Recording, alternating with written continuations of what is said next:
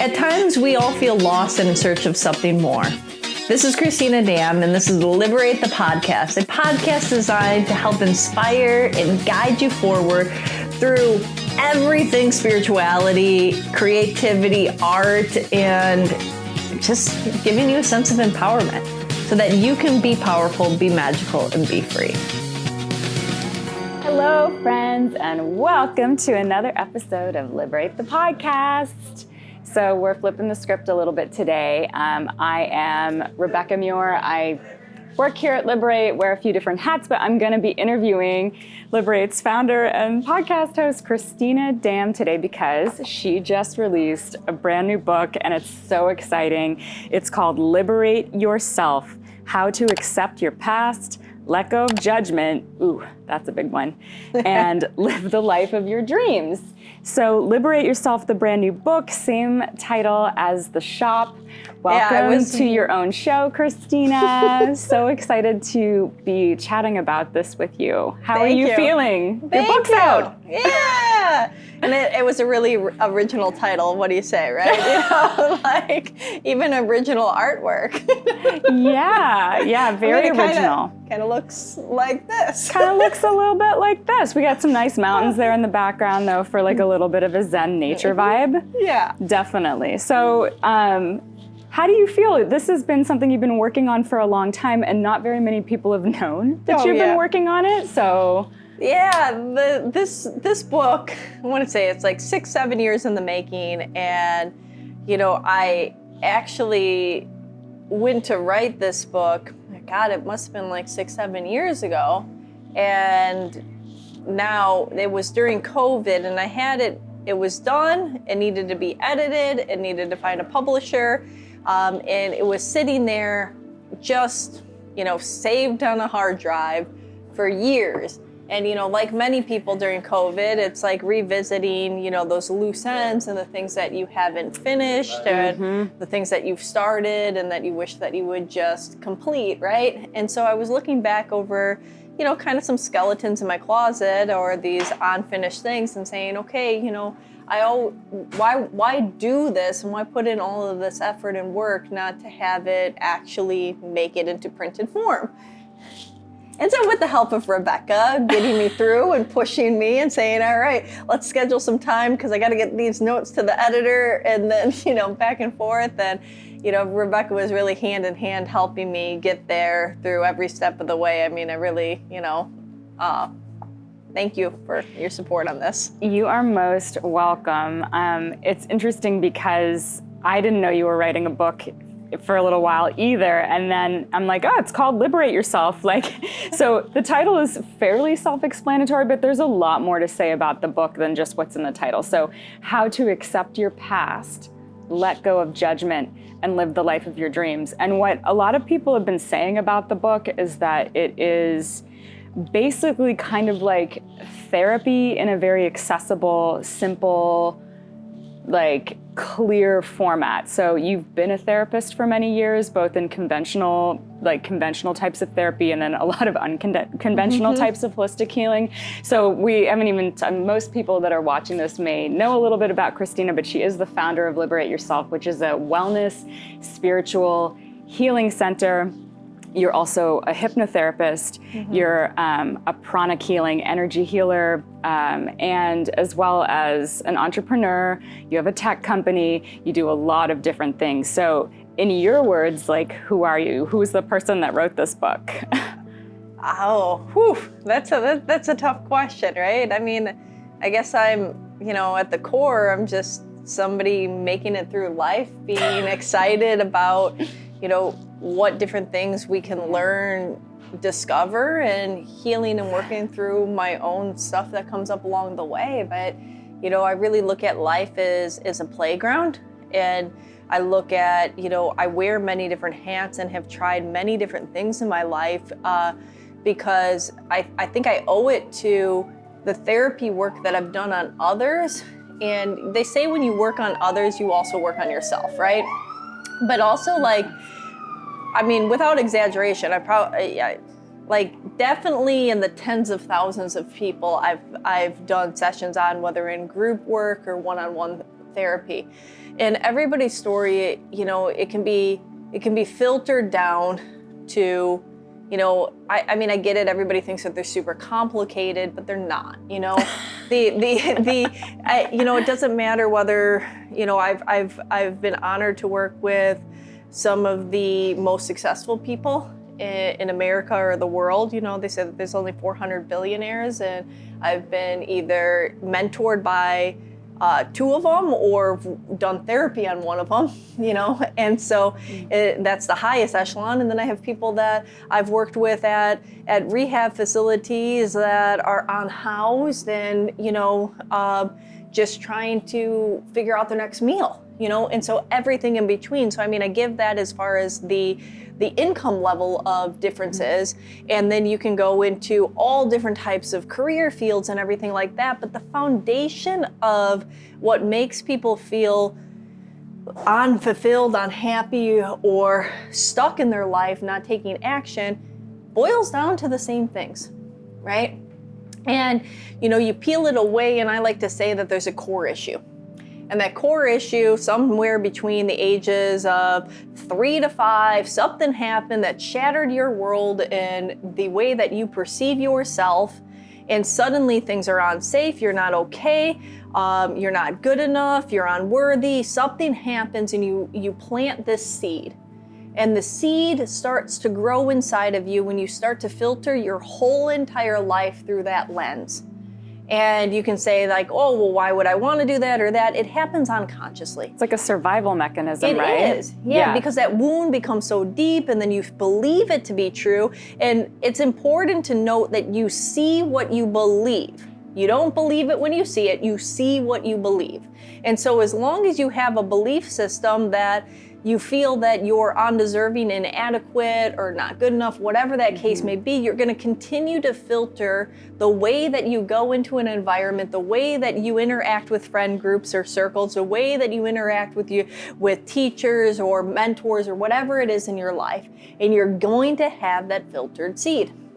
Now that's going to cause this paralysis of this true heart's desire to manifest. It's going to cause you to do things that maybe you don't want to do because you're seeking approval or worth.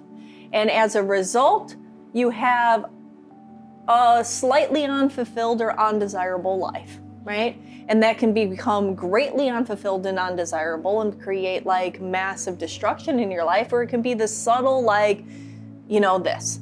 And that then turns into this inability to take action in one's life and to feel like, I don't know, I like to say that most people spend too much time looking from the outside world into how they're being perceived instead of from their eyes going out into the world.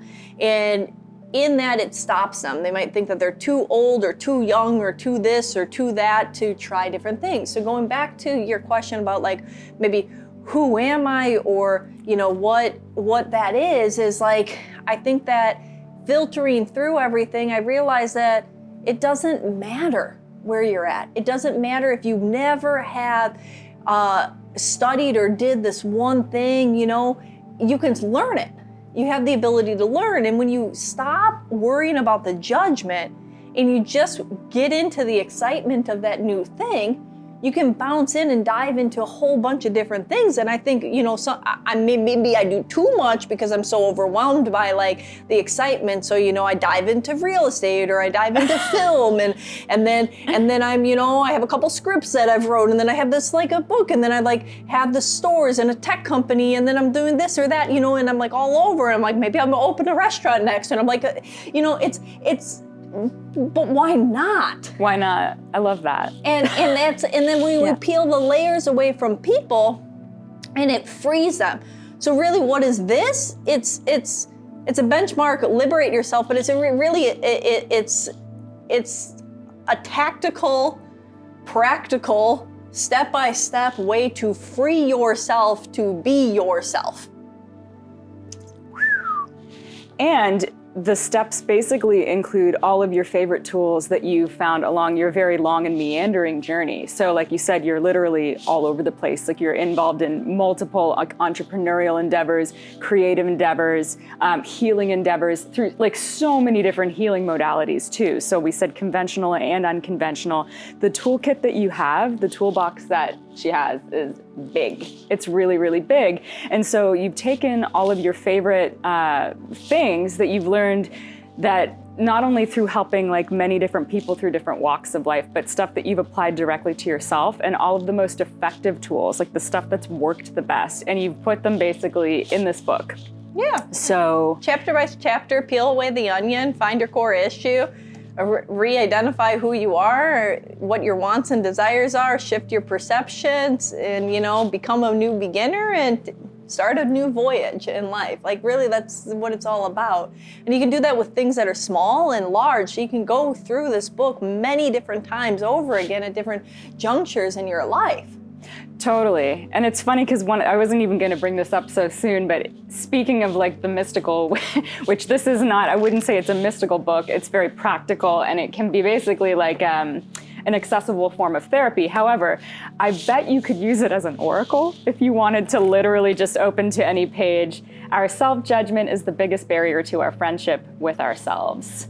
Well, Boom. you know, all right. So what's it's like, what do you funny need to hear at any given moment? Right? I actually created an oracle deck to go with this. Speaking of. So it's not out yet, but all the cards are done. I'm just, you know, that's so me funny. needing to get through I want to write a book with it, but there's the 9 chapters to the book. And then, so each of it is, the oracle deck takes you through the chapters are kind of, I merge the principles of like the shadow work and the light and dark attributes, like Carolyn Mace, which was based on Carl Jung's work in psychology. And then I took it and I used some of the modern tarot with the major arcana and the minor arcana, right? And so you have these different chapters that, you know, the major arcana are the chapter titles, right? And you look at that and you can use it as this therapy in a card deck or to give yourself insight over a situation. Each of the minor arcana in the deck are they have it a forward and a reverse. Now, it's not necessarily one's negative and one's positive, like in the traditional tarot, that the opposite or the upside down and the reverse tend to be more negative in nature or a little bit more pessimistic or, you know, like kind of like the problems. That's not how this is, but it's rather a word, you know, so it could be like ego and God, right? Right. And it looks at these different aspects. And we'll throw a couple like images so you guys can see that, and those will be coming out soon. But that's funny, you should say that. Well, it's just interesting because like you were saying, you know, why not do everything? Why not be playful? Why not be open? And so you never felt like you had to box yourself into either conventional therapy or, well, I'm woo-woo or I'm conventional. It's like, you're like, no, I'm like literally just a little of this, a little of that. I'm hybrid. And so you've created basically like a mystical, like there's a mystical element to any oracle deck, but you've created a mystical tool that has like really practical therapeutic like information that you can use. So that's really cool. And then, I don't know, I mean, bibliomancy, I think, or bibliomancy is like what they say when you open any book and just, you know, use it as an oracle. So maybe if I can remember at the end of the podcast, we'll open this and see what message is there for cute. I love that. For that. But I wanted to ask you, as somebody that's been super busy with multiple businesses, like multiple brick and mortar stores, and then like literally any number of other endeavors popping off at any moment. Like I never know. I'm like, what's Cristina up to today? But why did you write the book? Because it's a lot of energy to put into a product like this when you have so much else going on. So okay, so why I wrote this book is, if we backtrack, you know, I said that this was like 6-7 years ago, you know, so there's some new tools that have been added to this that I do plan on doing a series of books, Liberate Your Health, Liberate Your Wealth, Liberate, you know, to look at like these sub areas that people have, and I really look at the 8 kind of elements of like a pie chart of what's important to you. It's in the book. Towards the end, you'll see you'll have to do your own wheel of life and rate the different categories of your life, from your health to your relationships and to all of this stuff, and see where it goes. But so more to come on that. But why did I write it is that, so if we backtrack about 6-7 years ago, I was at that point, and I only say this, I don't mean to come off as like bragging or anything like that, but I was a pretty sought off after hypnotherapist, and I would see about 40 clients a week booked out 2 to 4 weeks ahead of time. And so my client load, I mean, sometimes I would do 6 to 8 sessions in a day, sometimes, I would do 60 sessions in a week.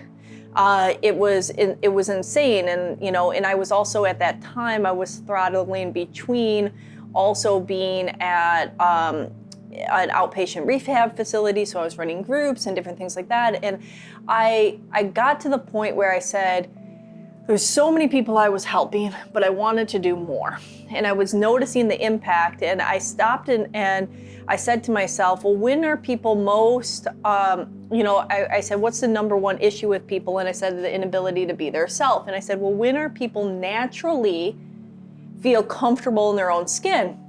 And I sat with that and I said, wow, when people are either traveling or in nature.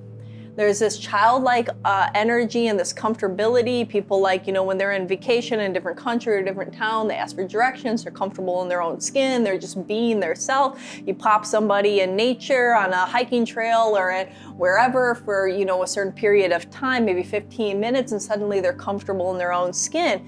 And so I didn't know nothing about tech at that point, and I said, okay, well, you know what? This was during the beginning of middle of the tech craze, and I said, well, what if I did something and created something that helped people travel more and be in nature more?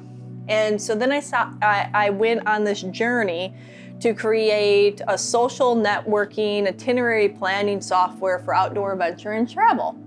Well, you can expect that started to be quite an endeavor.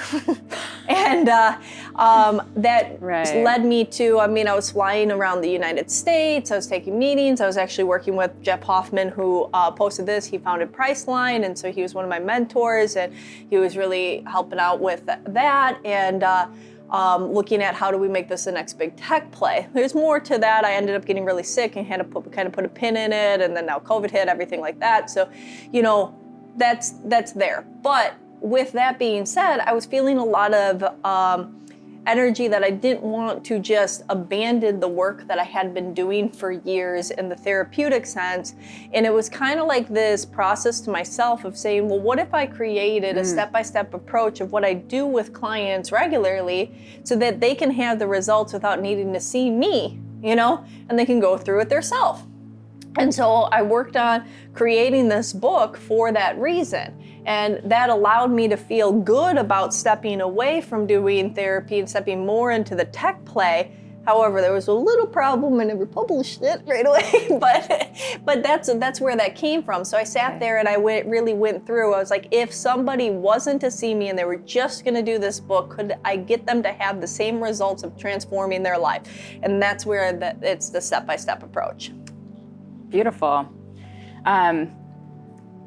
So with everything that's in here and all of these different steps, I'm curious too, so we know a little bit about what you've been up to in recent years and all of the different endeavors that you have popping, but I want to hear a little bit about where you came from, like little Cristina growing up in Kenosha, Wisconsin, many siblings, I think on a farm, is this right? Or next to a farm, building skate ramps, trying to figure out how stuff works. And just you've always been, from what I know about you, you've always been a doer. Yeah. Right? And so if you had something that you wanted to do, you just popped in there and started figuring it out, but your background is, you don't come from like the big city. You come from, so tell me a little bit about where you came from and what is the root of how you even got interested in healing and wellness and like self-improvement, and how did you, sorry, there's so many questions in one thing, but you said that the biggest issue that people have is the inability to be themselves. So what is the root of that realization in your own life? Okay, so many questions. So let's backtrack a little bit here. So like you were mentioning, I grew up in a city called Kenosha, Wisconsin. Most people didn't know of it until the recent political type of energy that went there, and there was definitely some BLM protests and things like that, and kind of put Kenosha on the map. As far as, not in a good light, but it's a smaller town. It's in the southeast corner of Wisconsin, but it is nestled between two larger cities of Kenosha and Milwaukee. And with that being said, I grew up in, was a big family, but in a smaller town. Kenosha's not tiny, but where I grew up was in the county.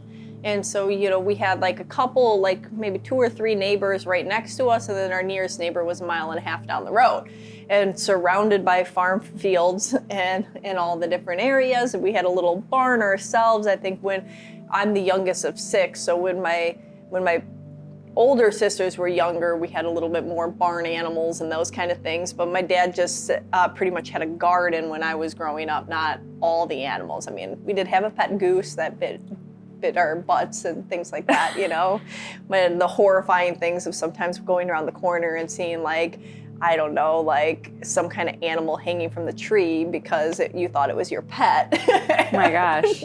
We'll cut that part. Well, I'm just thinking about like the farm. Okay. Anyways, so yeah, I mean, I think being the youngest of 6, there's an 18-year age gap between me and my oldest sister. Okay, then everybody else is in between. And my 2 sisters right above me, I'm not close with, and the other ones are so much older. So like, just to give you a reference, when I was going to kindergarten, the second oldest sister was going to college, right? And so, like my parents also, bless them, but they were kind of checked out. I was not like expected. I think they were done with kids. So, by the time they had me, they were like, you do you. It was kind of like the thing. My dad worked second shift. My mom was overwhelmed. My 2 older sisters that are right above me were a handful. One of them has mental illness, and the other one was just really like a bad kid. And so I went and I did adventures. Like my thing was I would take ice skates, and sometimes the farm fields would freeze over and there would be some water, and I would ice skate for miles and then get on a river and just go.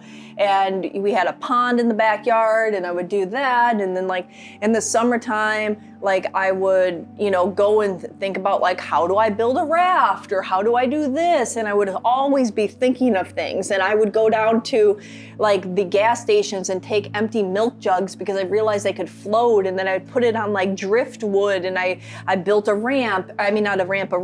And I was like, wow, this thing floats with all these empty milk jugs underneath. And I made an oar, and like, I would do these weird things. And I'm talking about when I was like 8 years old, I'd be sitting there like, riding my bike down to the gas stations miles away to collect milk jugs so I could make a raft, and so I think my mind was always like, never did I ever say, you can't do something. It was always like, how can I make this happen? How can I figure this out? And I think that has continued to be part of my personality and my identity, and it wasn't like I never looked at my situation and saying, poor me, poor me, poor me, look at this or that. I was just more like, well, what can I figure out and do? What am I going to do with my time? We didn't really have TV or other stuff, so I was always just adventuring and creating and taking the world around me. And like one time I irrigated a river system and made a waterfall and had this beautiful pond with like like fishing in, and like it was just the weirdest crap I would do as a kid, but I was always out there from sunrise to sunset, building something, doing something in nature. And I think that, but I always I wanted to get away, there was, I wanted to seek more. It was interesting. There was in the middle part when my two older sisters kind of started to get really bad, I kind of started to live with friends throughout middle school and high school, and I was always involved in sports and stuff, but I kind of just ended up on school nights and stuff sleeping at friends' houses, and my friends' houses kind of became my family. And with that being said, my friends' parents kind of adopted me as a second child or a third child or fourth, whatever there was in their family. And one set of parents, my friend Tara's parents, who I stayed with all the time, they got me this palm tree necklace because they knew I always dreamed of going on vacation somewhere with a palm tree. And because we were poor, we didn't go on vacations anywhere, so I never got to go to Florida or California. But I always said one day, I'm gonna go somewhere. And me and Tara were obsessed with the TV show, The OC. Yeah. Do you remember that? Yeah. And then this palm tree. But anyways, I said, I'm gonna go and move somewhere with a palm tree. And I ended up going to undergrad a little bit in California. Then I moved to Florida and I tested them both out. Then I finished undergrad in Wisconsin, and I ended up venturing back out to California again. So that's a long-winded answer, but that's how I ended up a palm tree around my neck as a gift from Tara Scalzo's parents was what got me to California. I think that's such a beautiful, it's nice to know the details of somebody. That's kind of the little magical, mundane pieces that are woven through someone's identity. Yeah. And we never get to see glimpses of those scenes that lie inside you because we know so much about the outer. So thank you for sharing that, actually. Oh, yeah. I'm really curious about, I know I asked you so many questions at once, but the biggest problem that people have is their inability to be themselves. Mm-hmm. Did you feel like being quote unquote stuck or back in Kenosha was trapping you from being yourself? Is that part of how that just basically that whole concept of that being an issue that people struggle with, that must have maybe been an issue that you struggled with, and I'm just curious if you would have more to say on what your own journey was with that particular spiritual or life lesson. Oh, absolutely. So, the inability to be yourself, I don't think there's anybody that can escape that, And so growing up, as I mentioned, in a bigger family, 5 older sisters, parents, kind of a trigger happy dad that would just go from, 1 to volcano bear yell in 2 seconds, and kind of having that dysfunction around, right?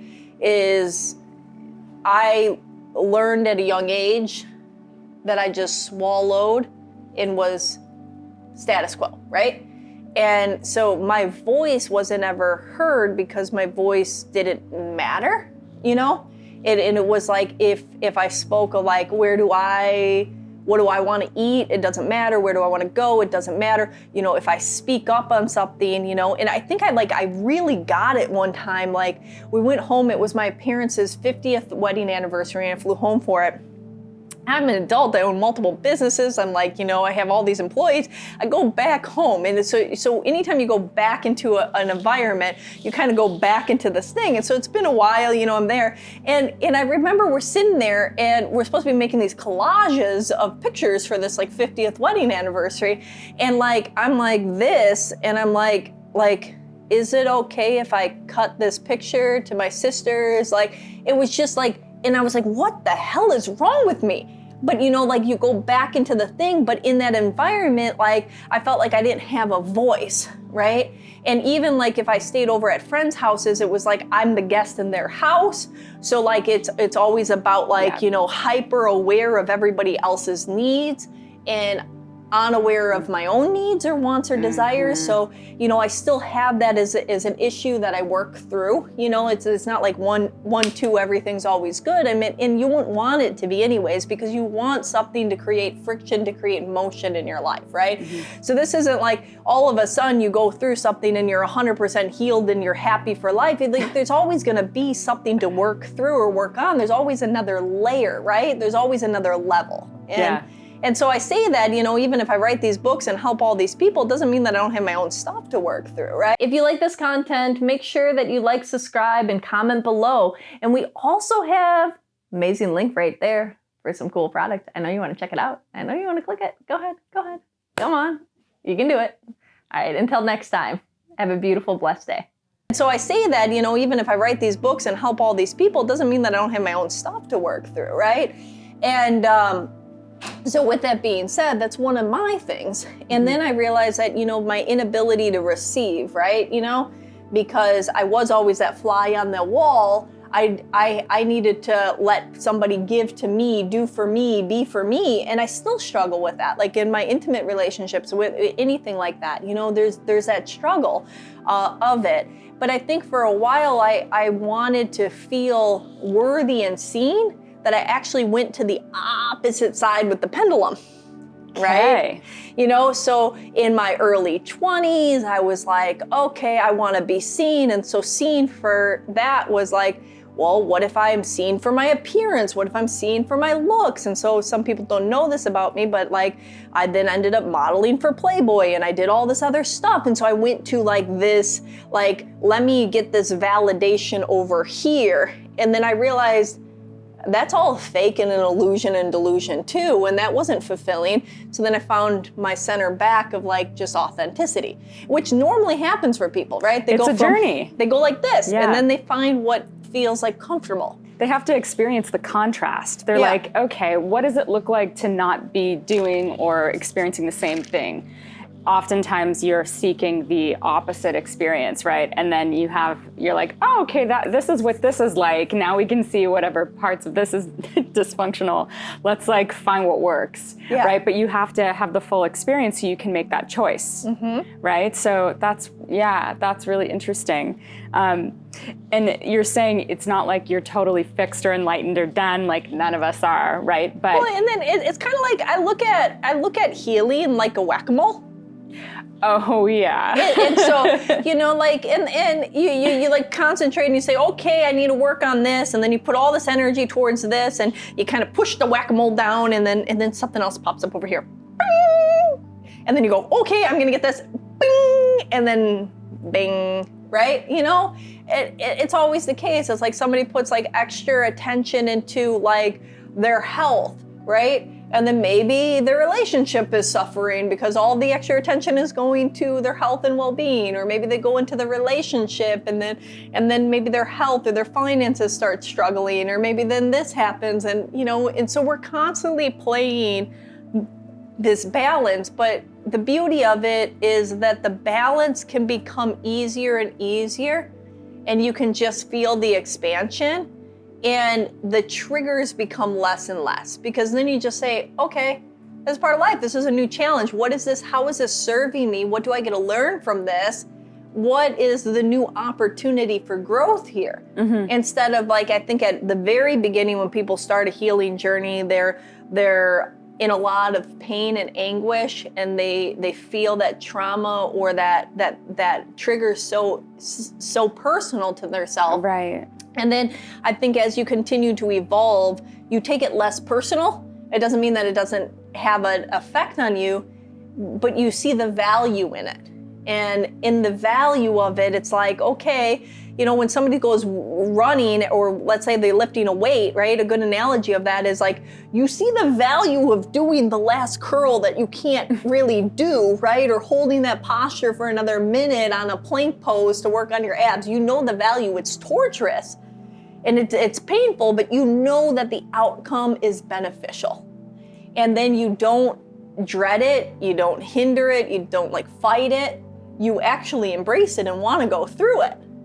Yeah, experience gives you that gift, right? And it sounds like a lot of what you're talking about is mindset, basically, which like at least for me, I've found is really a practice, right? So it's like, and as you're talking about whack-a-mole, I always think about like, it's a spiral, and you see it in a lot of spiritual books and concepts, is like you go in a circle, but it's kind of like a spiral. So you're a little further along each time, but you're still often have to revisit or remind yourself, but you're just in a different place because of the more experience that you've had. You're able to see things more clearly, or you're able to, there's certain alchemy basically that's taken place. Like some of your rough edges have been a little bit more sanded down over time. And so like, I'm imagining that you still practice a lot of what's in this book, right? So like any given moment, whatever mole is popping up in your life out of the ground and challenging you in some way, you're able to apply, you're still using these tools. Is that right? Yeah, absolutely. Yeah, exactly. So it's like,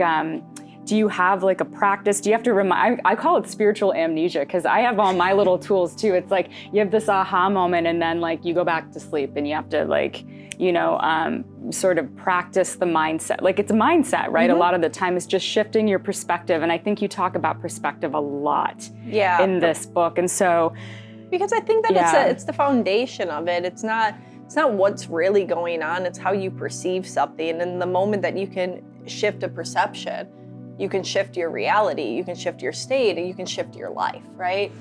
But it's really true. It all starts with what you perceive, whether you're, you think you can or you think you can't, either way you're right. But it's also like, if there's a situation that goes on, and let's say it's a two-way conversation, and relationships or people in your life, whether friendships, colleagues, interactions, whatever, or intimate, it's, there's your side of the story, there's their side of the story, and then there's what's really happened. And even in that what's really happened, there's so many angles of perception within it. So like you can be watching, and I think I might even give this analogy in the book, but you can be watching some experience go on, and there's 5 people witnessing this experience and this exchange between 2 people, and one person doesn't even notice, one person laughs at it, one person gets super upset, one person gets emotional. Why is it that all of these individuals are having a very different experience witnessing something, right? Because it's not the experience that's doing it, it's your perception that's causing a reaction, somebody thinks it's hilarious. Maybe they have this perception that, this, I don't know, whatever, right? One person that's triggering to them, one person that's triggering to them in an emotional way, one in an angry way, one in a, when they're indifferent, they could care less. They've seen it a million times or whatever the case may be. They're shut down to it, they're numb. Yeah, exactly. One, maybe there's so much in their head that they don't even, even notice it, right? But totally. When you can get there, because we get so caught up in our story.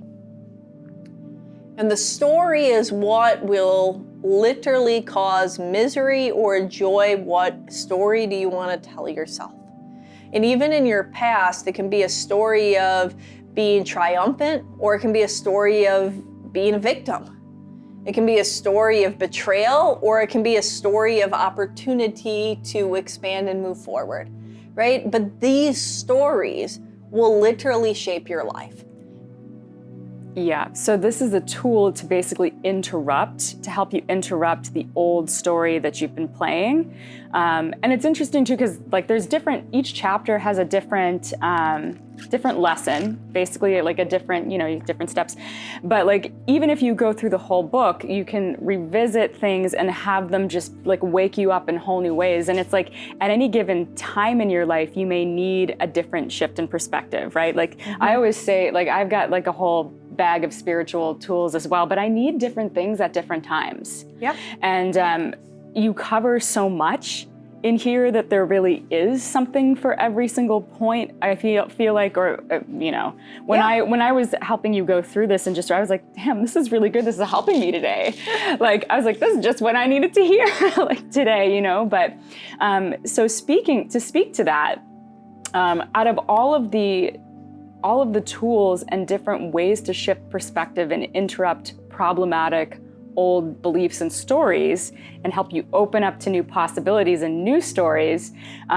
What tool resonates with you personally the most today? Because I know it could be different one tomorrow, but like, you know. So like, I mean, to shift a story and to get out of your mind, honestly, one of the things that is simple as it is I like to say, you know, you got to get out of your head, right? And so most of the time what I find that works for me is get out of my head and get into my body, right? And how do I do that is I tend to either like go for a walk, take a yoga class, like, you know, do something that moves me. And in that, you know, you shift because your mind has something different to focus on. Your body is now moving, and then you can create that space to not have the avalanche effect. Because that avalanche effect is what is causing, you know, like, I mean, everybody that's listening, you've had the avalanche effect. You have one thought, and then let's say if you're thinking about a person that irritates you, right? Or they did something wrong to you, then that one thing is going to turn into this other thing, that's going to turn into this other thing, and then pretty soon you're remembering everything that they've ever done wrong to you of the course of your whole history of knowing this individual. And that's all you can think of. And what started out as this little tiny one thing has now caused this adverse reaction in where you feel angry, you feel rage, you feel like betrayed.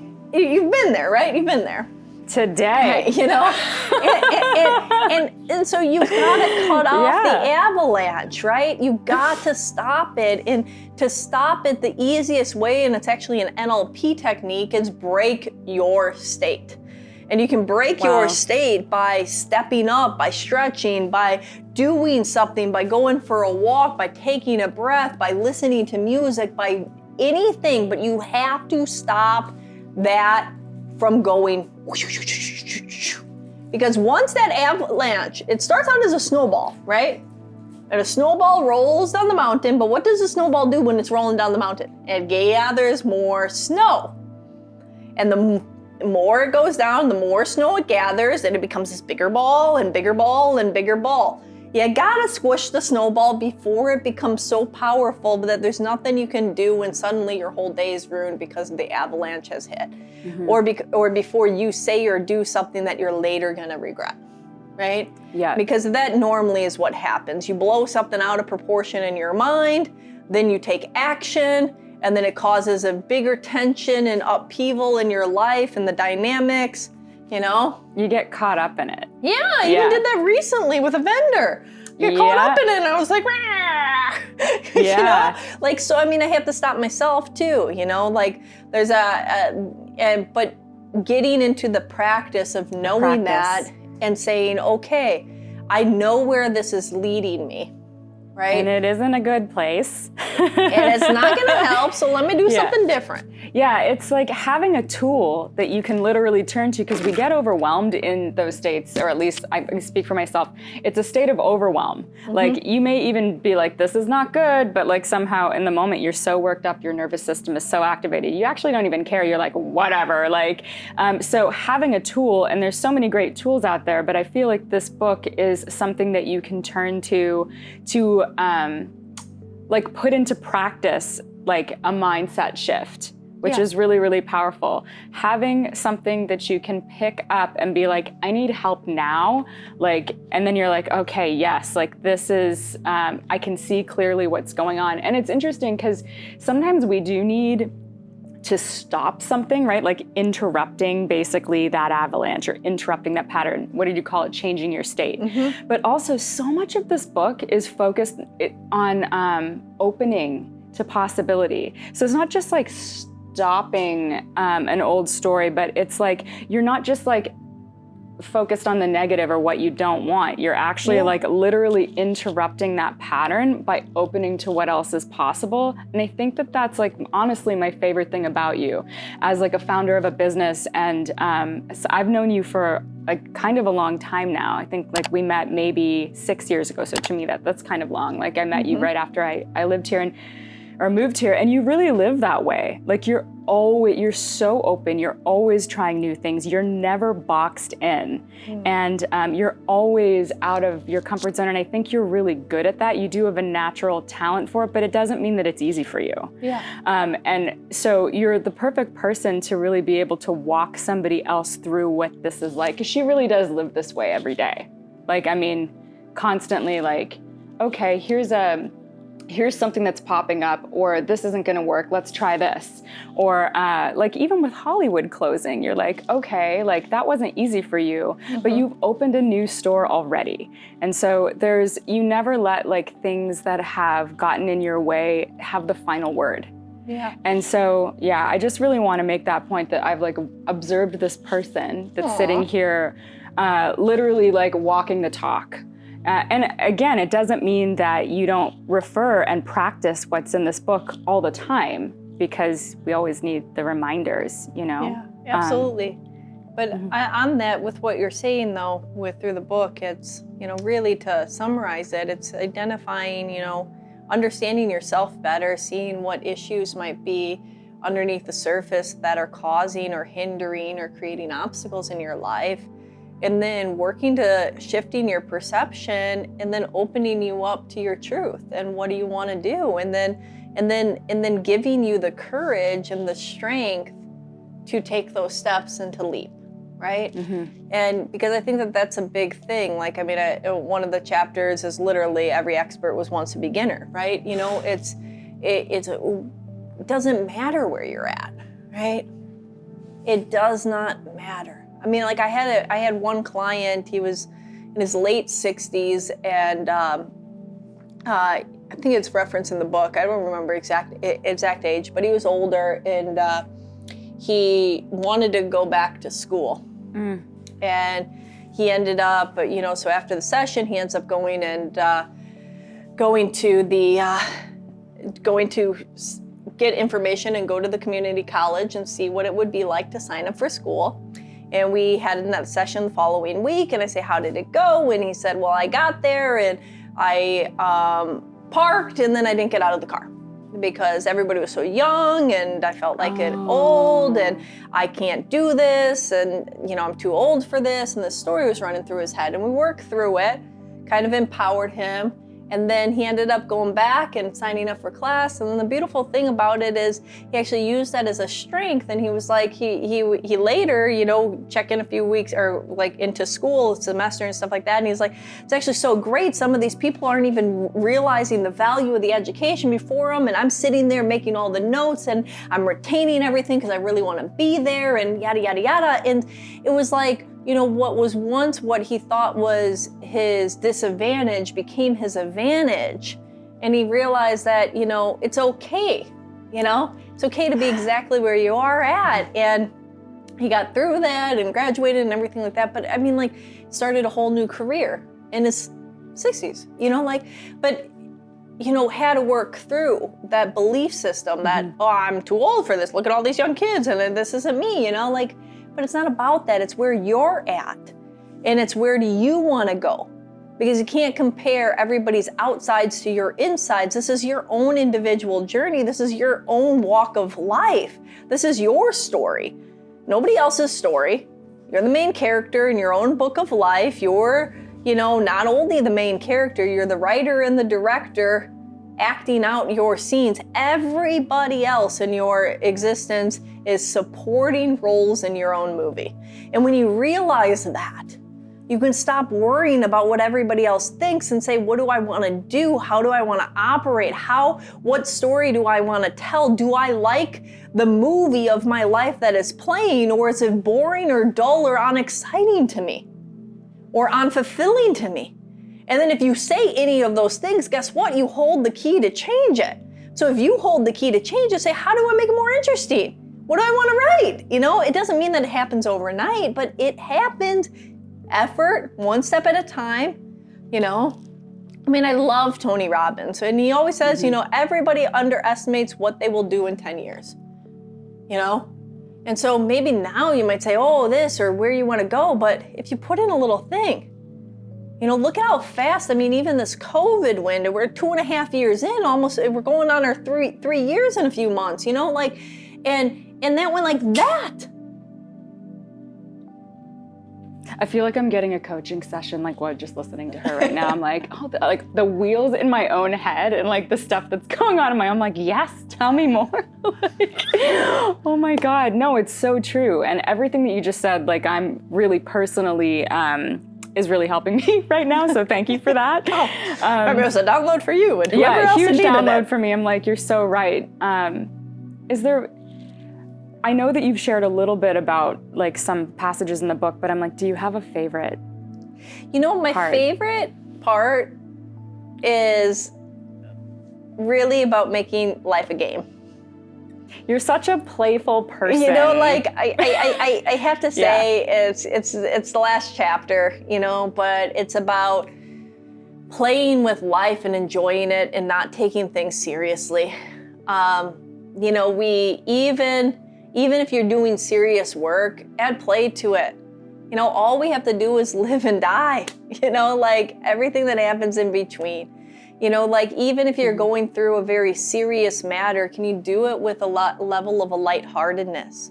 Is it something that you're even gonna remember or have an impact on your life a few months from now, a few years from now? Like, why does it need to weigh so heavy on your heart? Or can you find some enjoyment in it? Can you find some lightheartedness in it? Can you find some, you know, laughter, right? You can be, you know, I don't know, being audited by the IRS and still have fun with it. You know, like you can. That is true, actually. You know, you can be in the middle of a legal battle. You can do whatever it is. You can be like renovating a thing. You can be, you know, in the midst of finals in school. You can be like really trying to figure out how to push your business or or advance to the next level in your career, and you can still have fun with it. In fact, most of the time when people are playing a game, if you've ever played a game and you've really immersed yourself in it, I would guarantee you perform better. You perform better. If anybody's ever played a sport, you know that to be true.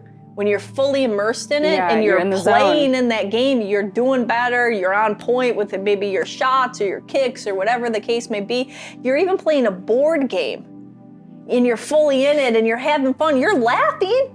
You're still like playing. You're doing better. Yeah. Because you actually take it all in. Right? Yeah. And so if we played a little bit more, and didn't take ourselves so goddamn too seriously and had all of this, the conflicts would be, you know? And you just laugh at the crap that we go on and the stuff that affects us, and you just like, you know, is it really that serious, you know? And it's about having the choice to actually give yourself permission to do that perspective shift. So it's not like you're not dismissing any of the challenges or even the difficult emotions. Like you will have anger or sadness or different like unsavory emotions come up, and a lot of the book like takes you through that very seriously. But the last chapter is reserved for this like. And by the way, also in addition to that, there's another kind of perspective shift, and you have the choice of thinking about things with lightheartedness, with playfulness as a game. And that's just another option that you have. And it's a really, really powerful point. Yeah, and you know, in bigger, like if you pull into spiritual principles and stuff like that, like the higher level spiritual disciples and higher level, you know, monks or priests or whomever at like the higher levels in these spiritual teachings, they're always talking about life isn't too serious, even the biggest challenges in life. So I think that that's the ultimate level to try to get to, and it doesn't mean, I mean, I struggle with it too, and it's a lifelong practice. But when you can get to that point, and I think that that comes with wisdom, right? When you see somebody and you realize, you know, I'm sure anybody, you have this wisdom with yourself to a certain level. No matter where you're at, like let's say if you talk to somebody that's 8 years old or 10 years old and they tell you their problems that they're facing with so much energy, so much emotion, so much this, and you just smile and you know it's part of them growing up. Yeah. And you kind of like, you have this lightheartedness about knowing that, you know, it's that higher perspective. Think about that. So if you can have that feeling with an 8-year-old, a 10-year-old, even a 14-year-old that's thinking they're, you know, they're fall for somebody for the first time, they have this thing, and and you can just literally smile at them, and you can know exactly what they're going through, but you have it and you face it with this lightheartedness and almost this like laughter of like, that's part of life, Yeah, you're in your process. Let's allow and trust that. Like, and you know, it's not saying that you want, your little niece or your nephew or daughter or son or whatever to like have anything struggles, but you understand that it's okay. And actually that it grows them too. Yeah, but imagine if you could have that same perception for anything you're going through and you understand it's okay. Anything you're going through, you understand it's okay. And that same lightheartedness that you would do to somebody that's maybe a younger age bracket, right? Mm-hmm. And with the wisdom that you have having went through that. So it's this wisdom of life that you realize, what? This is just the same as this, is the same as this. We're just figuring out solutions, moving through life. And that, if you can reread that game part over and over again until you get that in your life. I'm like, I need this book so bad right now. Like everything in the book. I'm like, I need to go home today and read the game part. Because we can become so serious, and it's fine to be there. It's fine to be there, and you can have compassion for yourself while you're there, but it's nice to be reminded that there is actually another way that you can choose to see things. And like one of the more powerful light bulb moments, which I had years ago and still have to remind myself of because I get amnesia and I forget it, is that sometimes like I'll be anxious about something and then I realize I'm like, my anxiety is not actually protecting me from the thing I'm worried about. Like having the anxiety is not helping. Like it's actually not protecting me. Oh, and it's not, on that note, and having the anxiety also isn't helping you to do the thing either. Oh, right? In a graceful way. It causes sometimes problems, it causes mistakes, it causes whatever. But when you're in that zone. Yeah. So, yeah, this last chapter is calling my name really big. I wanted to see if there's anything else, like you're always the interviewer. This is about your book, your accomplishment. There's so many more things that Cristina has going on. She has these 2 brick and mortar centers. If you're visiting in LA or you live here, please come through. There's so much of what's in this book that is reflected in a physical experience when you walk through the door here. There's a million different tools. It's playful, it's lighthearted. There are great practitioners, there are great events. There's a lot of stuff that you have brewing that I hope people will check out at liberateyourself.com, listening to the podcast, following us on our social media. But it's not that often that we get to hear you. I really want to shine the big spotlight on you and just ask if there's anything more in your heart that you want to share today. I mean, the biggest thing is if this is touching anybody and you feel that you haven't been living 100% in your truth, or you've been bogged down by maybe some emotional baggage from the past or some old wounds that are inside, I have to say that no, you can change. Things can shift. Your whole life can look different 6 months from now, a year from now. And as quick or as short of a period as you wish. Like really, you can transform. I've seen it thousands of times in individuals. And I know it can happen for you. So I would say, take the first step. Whatever that is inside of you, to really look at you, because it's through awareness is the first step of change. If you're unaware that you're unaware, then you're not making any movement. But if you're aware that there's something, but maybe you're even unaware of what it is, maybe the book will help you. Maybe it will shine some awareness on that. Yeah. And then you can get into being aware of what needs to be changed, which is actually the third step of change. So right now, at this point, if you're having this, you're already on step 2, right? And so let that be the discovery of what it is. And once you're aware of it, that's step 3. And then it's doing something differently to create a different result. And that is step 4, which is the change being implemented. So, you're not as far off as you think. Yeah. Well, thank you for that. I feel like I got what I needed today, and I'm hoping that other people did too. Would you do us the honor of a quick oracle from your book? Just open it up. No, I'll have you do it because you were doing. Sure? Yeah, you can do it. All right. Okay, let's see. Arrogance. Interesting. Woohoo! Okay. You don't trust anybody except yourself. That's why you believe you're always right. What's so wrong with that? If you don't trust anybody, that means you always protect yourself and depend upon yourself. You believe you must be self-sufficient and completely independent. That means holding yourself responsible for your actions. Is that really so bad? Holding yourself accountable, being responsible, allowing yourself to always be on top of everything in your own life, that's actually a great characteristic to possess. Don't you wish more people were like that? Should I keep reading or? I'll read a little bit more. If you throw a party and ask someone to bring the wine, you'll make sure you bring 6 bottles because you won't trust that they'll do it or that they'll do it right. Oh my God. If you're planning a trip, you'll make all the arrangements because you don't think your girlfriend will follow through. If someone says they'll pick you up from the airport, you line up a taxi just in case. You always make sure you're taken care of and are never left out of anything. And you always get where you need to go and you always take responsibility for yourself. So essentially, I think even though there's a lot more going on in this chapter, it's under the title of arrogance. And so there's a light there and a shadow there. The word is arrogance, so that doesn't sound good. You can see the problems inherent within this, but you're also getting people to understand where it comes from and that it can be a positive characteristic in certain applications. Is that correct? Absolutely. So where you're reading from in this page is these are identifying your core issues. Mm-hmm. And with everything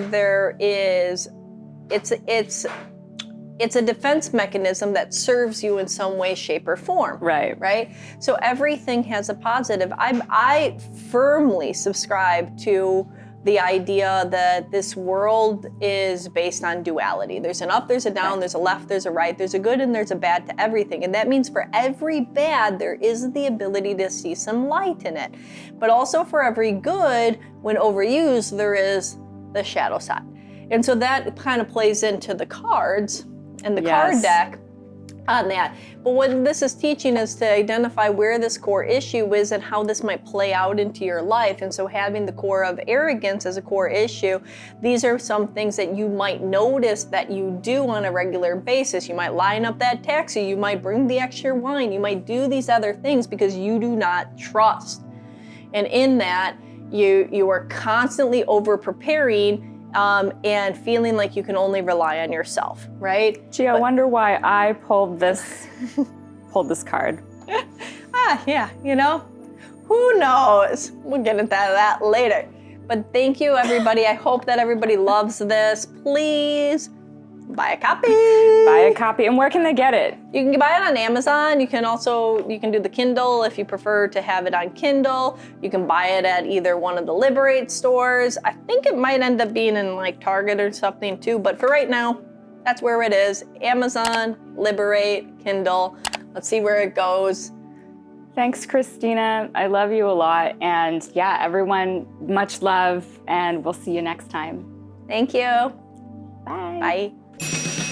Thanks for joining us. If you enjoyed this conversation, please like it, subscribe, and share it with your friends. If you want to hear more about what we have going on and happening online or in the neighborhood, check out liberateyourself.com and sign up for our mailing list. Also follow us on Facebook and Instagram at Liberate Yourself. It's YouRself, URSELF. Until next time, be powerful, be magical, and be free.